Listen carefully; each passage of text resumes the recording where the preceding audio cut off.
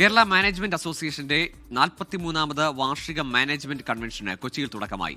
മുൻ habitat 3 UN deputy secretary general Kumaresh C Mishra convention ഉദ്ഘാടനം ചെയ്തു.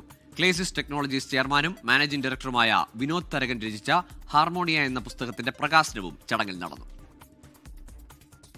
രാജ്യത്തെ ഏറ്റവും വലിയ മാനേജ്മെന്റ് കൺവെൻഷനാണ് കൊച്ചിയിൽ പുരോഗമിക്കുന്നത്.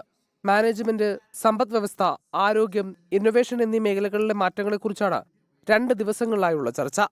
1000-ലധികം പ്രതിനിധികളും 50-ലധികം പ്രഭാഷകരും 200-ലധികം കോർപ്പറേറ്റ് സ്ഥാപനങ്ങളുടെ പ്രതിനിധികളും പങ്കെടുക്കുന്നുണ്ട്. സാമ്പത്തിക മേഖല ആഗോളതലത്തിൽ ഒട്ടേറെ വെല്ലുവിളികൾ നേരിടുന്നുണ്ടെങ്കിലും ഇന്ത്യ സാമ്പത്തികമായി കരുത്താർജിച്ചതായി മുൻ habitat 3 UN deputy secretary general Kumaresh C Mishra convention ഉദ്ഘാടനം ചെയ്തുകൊണ്ട് പറഞ്ഞു. കേന്ദ്ര സർക്കാരിന്റെ മുഖ്യ സാമ്പത്തിക ഉപദേഷ്ടാവ് അനന്ത നാഗേശ്വരൻ ചടങ്ങിൽ മുഖ്യപ്രഭാഷണം നടത്തി. സാമ്പത്തികാരോഗ്യ രംഗത്തെക്കുറിച്ച് വിനോദ് തരകൻ രചിച്ച പുസ്തകവും ചടങ്ങിൽ പ്രകാശനം ചെയ്തു. Every single registered delegate will receive a free copy of this valuable book. ഈ ബുക്കിൻ്റെ subject matter is about financial health, physical health and mental health. ഇപ്പോൾ US-ൽ നമ്മൾ ഫൈനാൻഷ്യൽ ഇൻഡസ്ട്രിയാണ് കൂടുതൽ സപ്പോർട്ട് ചെയ്യുന്നത്.